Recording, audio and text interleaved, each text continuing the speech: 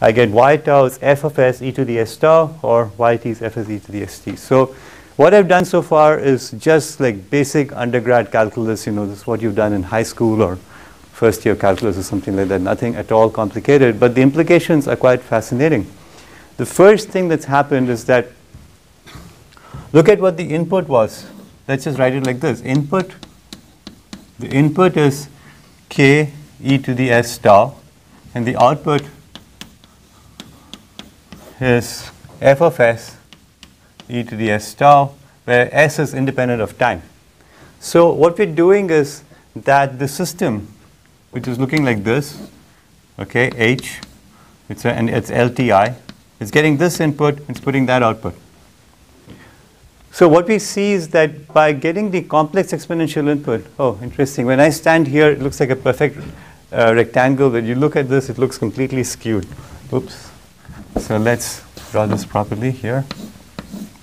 Try and make it parallel to that. Okay, there. LTI system. So what's happening is that the system is acting like a scalar multiplier. Okay, it's like a scalar multiplier when the input is e to the s tau. Okay, so we've studied systems or matrices which act as scalar multipliers for special inputs. Okay, we know that if the input to a matrix is its eigenvector, then it's going to be multiplying it linearly, okay, and making it look scaling in that direction. And so we call this input an eigenfunction of the system. It's like the equivalent of an eigenvector. And this output, this one over here, is going to be the eigenvalue, because it's sort of the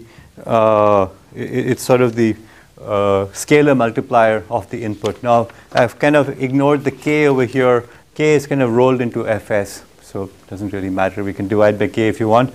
But the important part is that a complex exponential is an eigenfunction.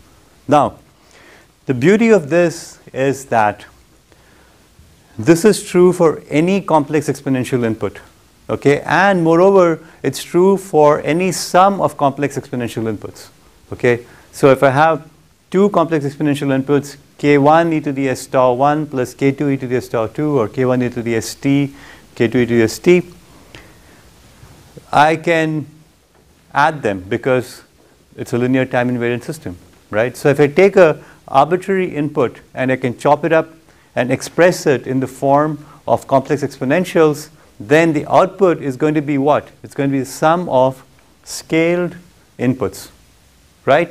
Why? Because I know that the complex exponentials are the eigenfunctions, right? So that's the first part. The second part that's quite remarkable is that I didn't even tell you what the system was doing. I mean, it could be anything. It could be a bicycle pump. It could be a space shuttle. I have no idea. I have some input, I have some output. All I know is it's LTI. And just by virtue of LTI, I know what its behavior is going to be on complex exponential inputs. It's like a black box, and all you said, that's a black box. Tell me what it's going to do when I give it input of a sinusoid. Okay? And it's just a black box. I'd say, okay, do the parameters change with time? No, it doesn't change over time. Okay? Does it obey superposition? Yes, it obeys superposition. All right. If you give it a sinusoid, the output is going to be a scaled sinusoid. If I put in a sine wave, output is going to look like a sine wave. It will be scaled up by some factor. I don't know what the factor is, but I can tell you it's going to be a sinusoid. It's not like when you put in a sinusoid, I'm going to come out with some random stuff. Okay? It's going to be a complex exponential. It's going to be a scalar multiple, fs. Okay? It's going to be some function of that s, okay? But it can't be a function of time. Okay? So this is very, very powerful because you can characterize it. Now, of course, remember that the LTI is ignoring the fact that the parameters do change with time, and ignores the fact that systems do have natural upper limits. You know, they can't go beyond that. So scaling doesn't always hold. You're going to have nonlinearities. However, it's still a very powerful insight into the system. That's what makes it very remarkable, that we can get it with just a little bit of undergrad calculus. Okay, so this motivates us to think of the following situation. How can we take an arbitrary input? So if the input looks like looks like a helix, or it looks like a sinusoid, then we know what to do. But if the input looks like this, or the input looks even like that, what do we do? That doesn't look like a sinusoid at all, Right? It doesn't look like a sinusoid at all. So what do we do? And the answer is that we can express any function as a sum of sinusoids, okay, as long as the sum is long enough. Okay? So even this function or this function, any function, whether it's aperiodic or periodic, whether it's discrete or continuous, can be represented as a sum of complex exponentials. And that is what transforms do. They take this arbitrary looking thing and they break it up into sum of complex exponentials. So we take the complex exponentials, we plug it into the LTI, and out pops the result. Okay? And then we know what the output looks like. So that's why we study transforms, because they take the input in the time domain and they break it up into sum of complex exponentials. Now each complex exponential has got what? A j omega in it. Omega is what you call the frequency, right? We have, so if it's a time variable, we talk about j omega t. Okay, there's a time frequency. We're going to ignore that for now. So omega is your frequency component. So what we're doing is we go into what's called frequency domain. We are taking something as a function of time and we map it into these basis functions, where each basis function is going to be a complex exponential and have some inherent intrinsic frequency, and we'll study about that basically in the next lecture. On Monday we'll go talk about that. We'll do Fourier expansion. But for now, this is sort of intuitively what's going on over here. Okay. So any questions about this so far? Okay, so all this comes from just this little bit of math, so it's worthwhile going back and rereading it once more to make sure you get it, because yeah, there's more to it than meets the eye, you know. But everything is absolutely rock solid. There's nothing here there's no hand waving here. Okay, scaling, time invariance, everything here is about as clean as it can be. Okay, so now I'm going to talk about the second part, which is what happens when a zero input.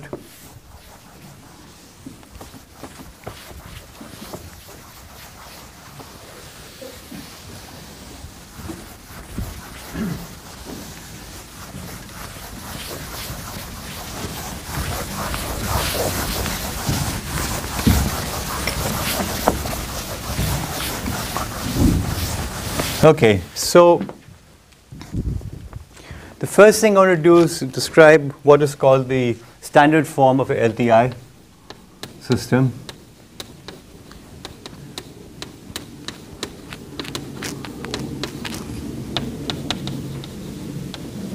And it's long and complicated, but let me just write it down. I'm going to refer to this. So it's a d to the n yt over dt to the n plus a1 d.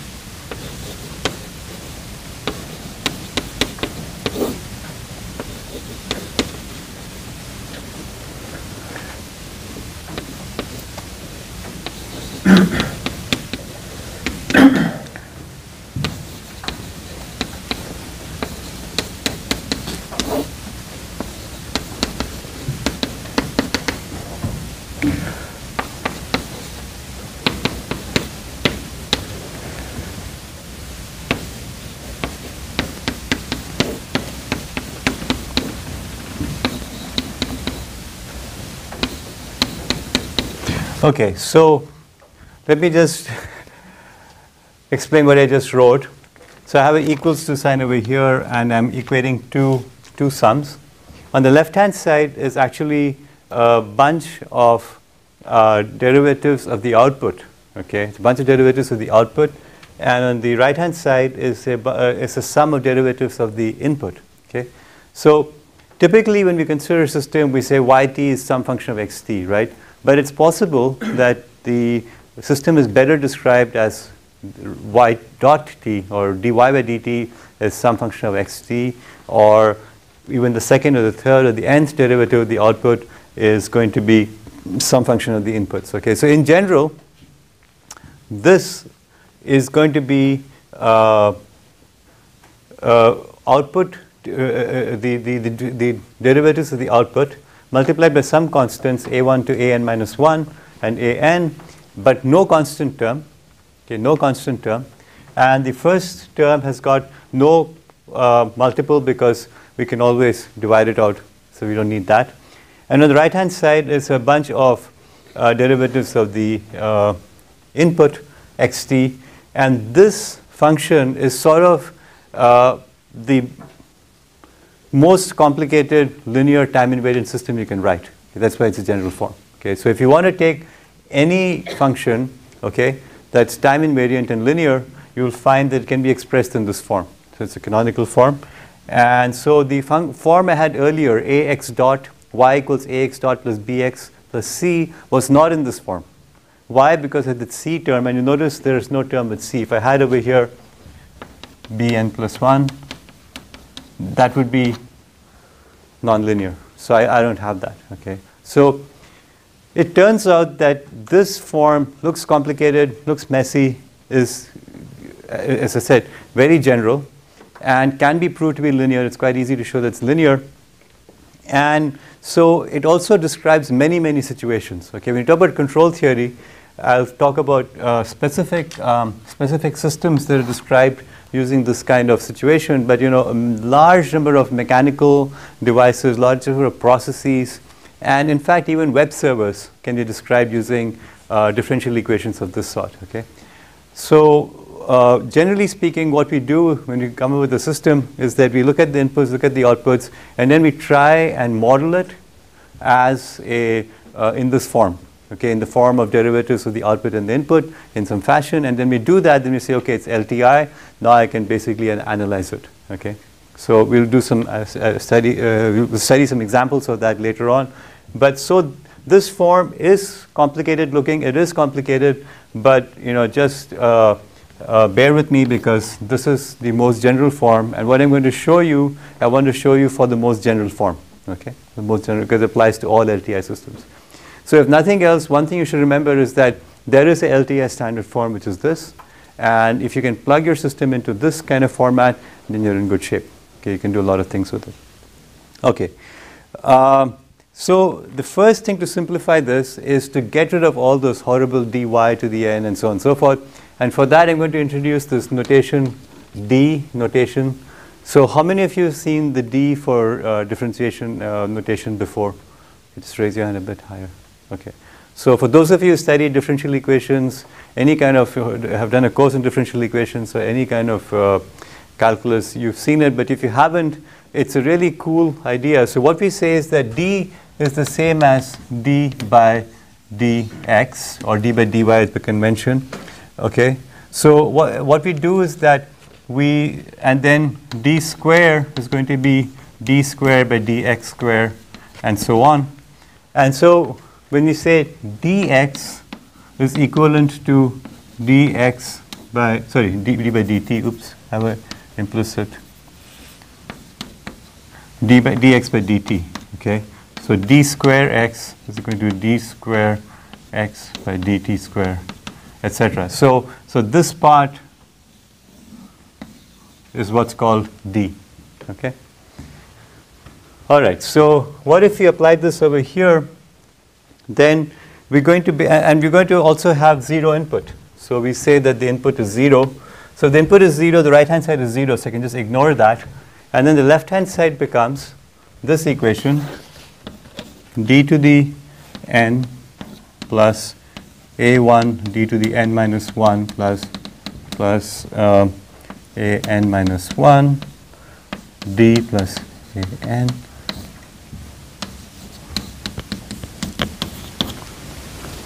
Okay, so all of that complicated stuff just kind of disappears into this kind of simple equation over here. Okay, so and the right hand side disappears because it's a zero input. Okay, so this is again, all I'm doing is I'm explicitly representing h over here. Okay, h has gone away, right? What this is explicit representation of h in this form, because I'm not saying y equals h of x. I'm saying this is what the input and the output relationship is. So h has gone away, and I'll need that for this work. That's why I have taken out h over here. So I get this over here, d yt equals 0, and that just comes from the notation over here. Now, here we get a very interesting thing. This looks like a polynomial. In fact, it is a polynomial. It's a polynomial in d, right? It's d to the n plus a1. I mean, if I showed this to somebody, I said, you know, what does it look like? Oh, it's a polynomial. When we have a polynomial, there's something called the fundamental theorem of algebra, and fundamental theorem says that a polynomial in D of order n, which means it has the largest values n, has n roots. Okay, that's the fundamental theorem of algebra. So it has n roots. What are these n roots? These are the values where we're going to have this thing going to be equal to 0. Yeah? I'm not clear how you can do algebra on derivatives. You can. It turns out that the laws of algebra and so on just work because the algebraic operator, the D operator, looks just like. I mean, you can write down the rules of algebra for this operator, and it just works. So you're right. I mean, I'm kind of simplifying or perhaps ignoring some things over here, but trust me, this works. Okay, people have been doing it for 250 years, and you can try it out. So actually, what you need to do is to think to yourself, what are the rules under which we compose polynomials? Right? What does it mean to have x to the n? It's x multiplied by itself. Here we're saying take the derivative itself, right? So what we really need is basically x squared is equal to x times x, right? Something like that, where this is a multiplication operation, and here we're saying d square x by dt square equals d by dt of x. Okay, so that's the kind of the, instead of multiplication, we're using the differentiation operator, and that's really what's going on over here. It turns out that differentiation as operator has the same properties as multiplication. Okay, when used in a particular way. So this is why, if you remember, I started matrices with the notion of fields. Okay, because a field is this general thing. Once you prove a property for a field, you can apply it. Okay, so this is not a field. I don't know what it is exactly, but I don't remember the exact term. But we can show that a polynomial which uses the laws of multiplication and a polynomial that uses the laws of differentiation are both the same operators. So the fundamental theorem of algebra, which applies to polynomials, will apply here as well. Because we don't want to reinvent all of that. We just want to use it. But yes, I am actually using that over here. Yeah, your question? Oh, okay. Sorry. Okay, so this is a polynomial in D, okay? But even if one were to, so one has to see, is d to the n, which I've introduced as a derivative n times, n is a derivative, is it the same as a raising to the nth power? And the answer is no, it's not the same, but the algebra, fundamental theorem of algebra still applies. That's why I asked how many of you had seen this operator before. And if you do a course in, any course in differential equations, you'll see this operator, it's used all the time.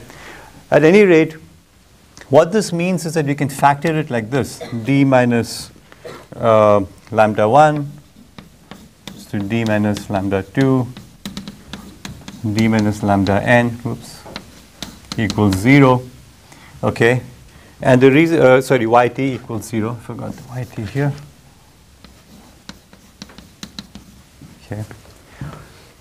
And now this is basically from the fundamental theorem. And so we have n roots possibly repeated. Okay, we don't know if they're repeated or not. Okay, and so if the roots are distinct, let's assume the roots are distinct for the sake of argument. If the roots are distinct, then let's just say we have every root will have multiplicity 1. It could be complex or real, but of multiplicity 1. So we just take this one over here. Then it must be the case that for the value, so d minus lambda 1 yt equals 0. So that's got to be the case at the value of the root, right? For the and that's what the root means. So that will be one solution of this equation. Okay? And so if you take that, expand that out, we basically get dy minus lambda 1 yt equals 0, or dy by dt equals lambda 1 yt. Okay? So I went back from the d notation back into this notation over here, and then we get yt, which is just a simple homogeneous differential equation. It's lambda 1, constant c. Why do I have underscript subscript y? I don't need that. It's c. Okay, sorry. Yeah, just lambda. Oh, I'm doing the lambda I. So c1 e to the lambda 1 t. Okay, so y. And for the ith root, it will be yt equals ci e to the lambda I t. Okay, for the ith value of this. So if you take lambda 1, that's what it looks like. So because I can factorize it this way, it must be the case that this has got to be true, right? Because that's the value at which we get this to be 0. And if that's going to be 0 over here at that root, then I can expand it and I get the value of yt over here. So this is, again, basic differential equations.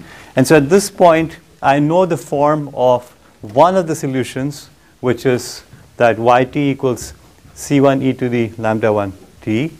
Now, the input, the system is LTI, okay? So if this is a solution to the equation, in other words, for this value, this derivative is going to be 0, then what this means is that the input is going to be 0 when we sum it all up as well, right? So for the general equation, because we have an LTI system, we can sum it up. And so the general solution is going to look like this.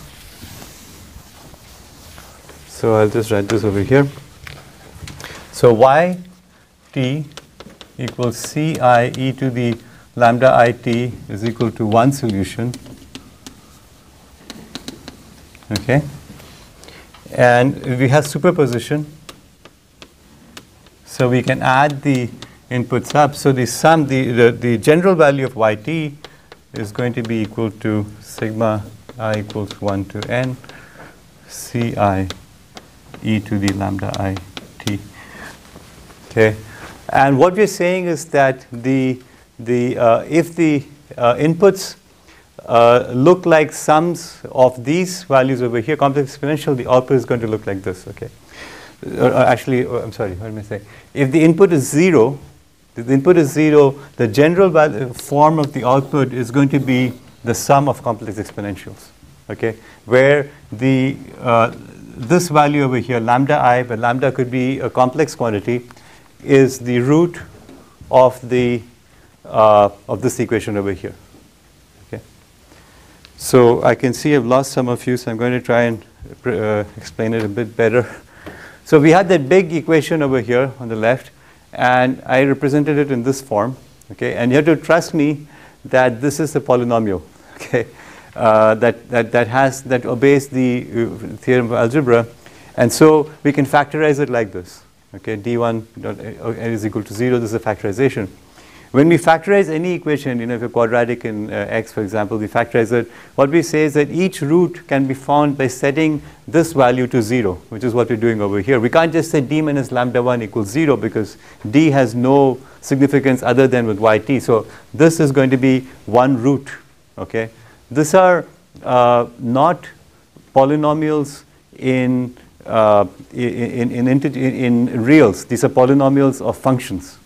Okay, these are actually these are called functionals. So these are polynomials of functionals, and so the root of this equation is a function. Okay, it's a functional form. So the root of the equation is a function. And what is that function? That function is given by this. We set this value to 0. Just in the same way as when we find if you have x plus 2 times x minus 3 equals 0, we say the roots are x equals 2, x equals 3. There are two roots. In the same way, if we set the value of a functional form to 0, then the roots are functions. And the functions can be found by setting each individual value to 0. Okay? That's the way we do it. So when we do that, we expand this out to find that the function that corresponds to that root is going to be this, yt equals ci e to lambda it. That is the function that is for which the functional form, okay, has a value 0.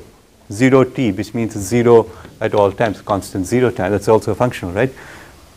Just like we say for these two values of x, this polynomial form is 0.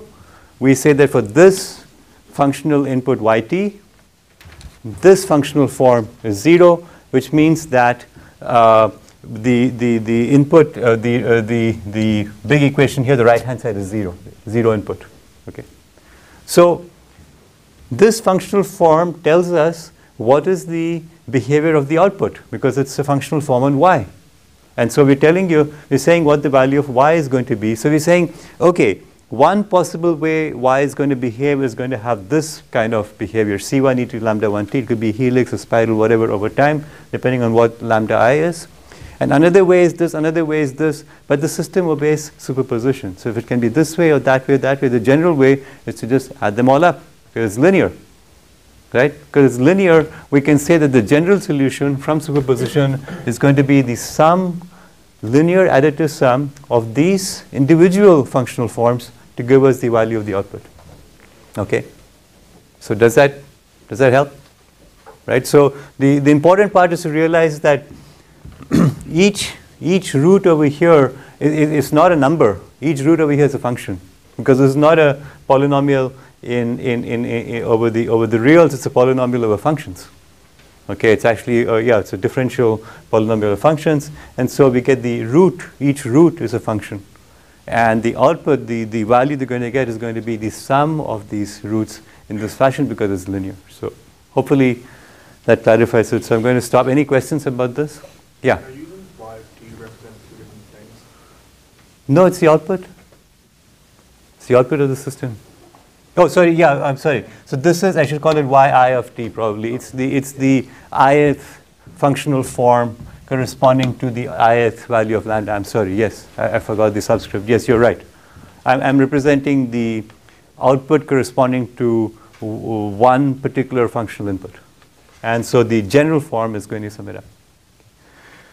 Okay. I'm just going to say one thing. Then I'll take a break, and what I'm going to say here is that this is pretty interesting, because what we're saying is that I have a LTI system and I give it some input at time 0 or before time 0. But remember the delta, right? The delta is this infinite amount of energy at 0 time. I can give it at input 0 because it's not going beyond 0, because delta has support of no support. So I can give it an infinite kick in 0 time. And then what happens is that the LTI system is going to essentially vibrate. And the vibration is going to have different values of omega corresponding to the lambda it. Okay? And these vibrations are typically going to die down over time. Okay? Because these values are going to die down over time. We talk about stability. I'll talk about that in just well, I don't know if I have time today, but we'll see that these die down over time, because omega I is going to be, or I should probably write this as lambda I is going to be sigma I plus j omega I. Okay? And if sigma I is less than 0, then remember it's a decaying thing. Right? So typically it's a decaying thing. So when you go and buy a car, what do? You kick the tires. Okay? Or you're supposed to anyway. This is the old story. So you kick this. Like, when you kick it, what happens is that you have an infinite amount of energy, because I'm so strong, okay, at 0 time. And what happens is that afterwards, you hear it. Let's listen to it. Do you hear the ting? Okay, let me do it one more time. That's auditory decaying exponential sound, and it's actually sinusoidal. Okay, and all the frequencies you'll hear will be the inherent frequencies of vibration of that particular object, whatever that object is. It's going to die down. Okay, so when you want to test the system, you hit it hard at time 0, and then you listen to it. And what will happen is you'll get the sum of complex exponentials. But see, the complex exponentials don't live in real world. You only have reals in the real world. So what will happen is that you'll see real oscillations, or it'll all die down. So typically you'll have a response like that. And depending on what frequencies, you'll have one that goes like that, then you have one that goes like that, and then that goes even faster. Depending on which frequencies there are, you can kind of diagnose it and say, yeah, that's what the system is doing. And we'll study how that works when you do control theory. But for now, I'm just kind of giving you the intuitive understanding here. And these frequencies where it vibrates are the natural frequencies of the system. And this is what's called the natural response. This is the natural response.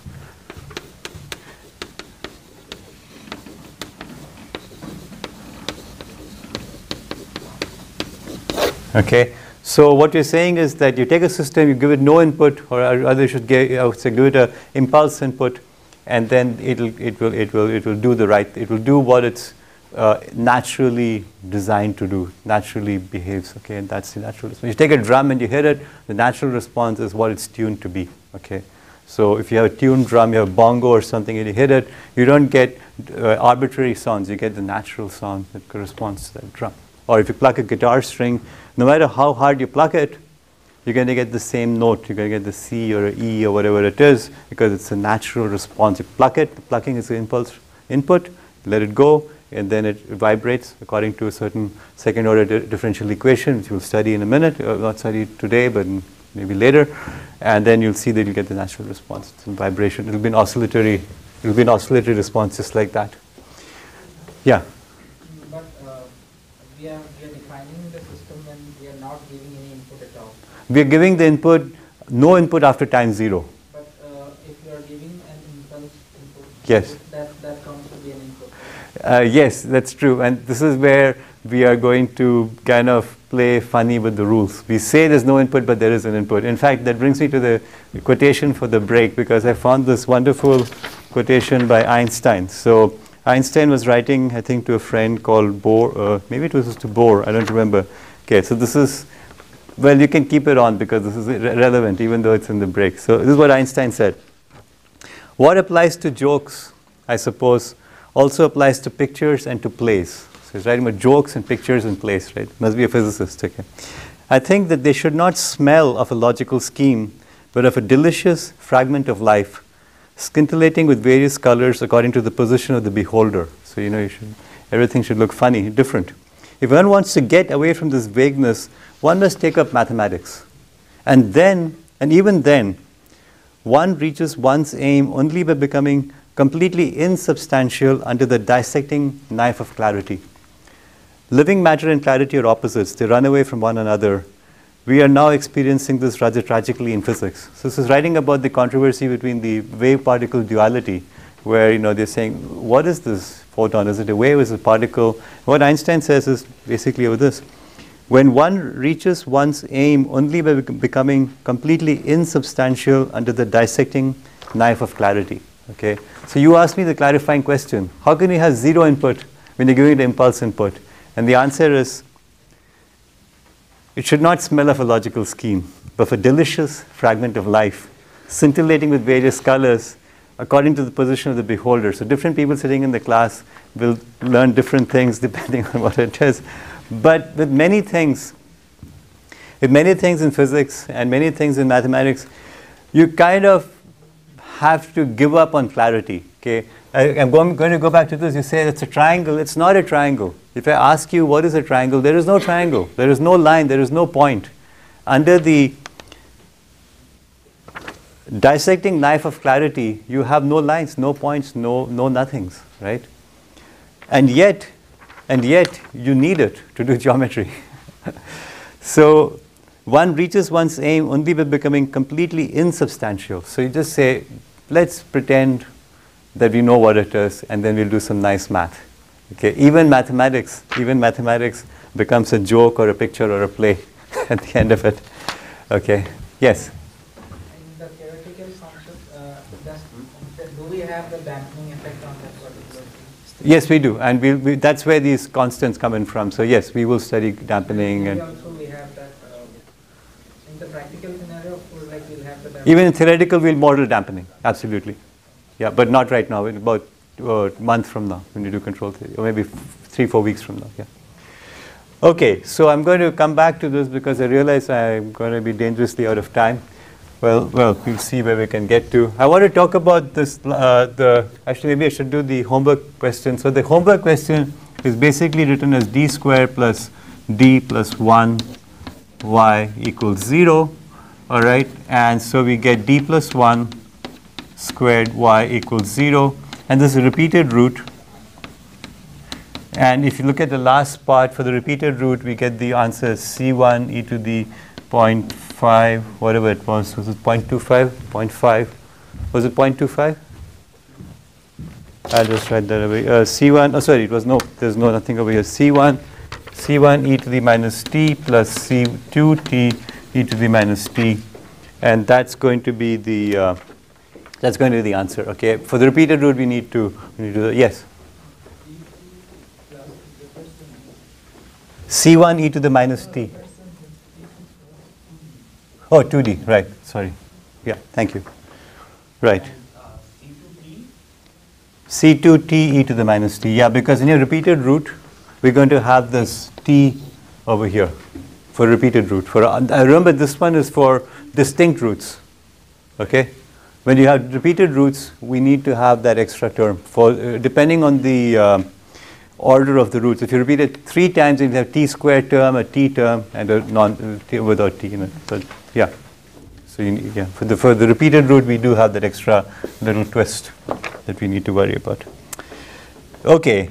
Having said that, so you can see that this equation, which is d square y by dt square plus 2 dy by dx dt, plus 1 equals 0.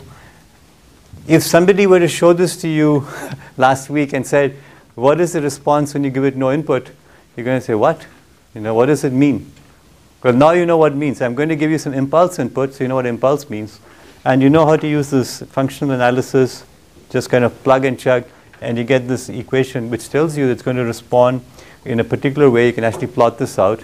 And so now you know how the system is going to respond. It's quite nice, and you got all the way here without doing much work. Okay, not much work at all. Just a little bit of polynomials and a little bit of differential calculus, and you already have that.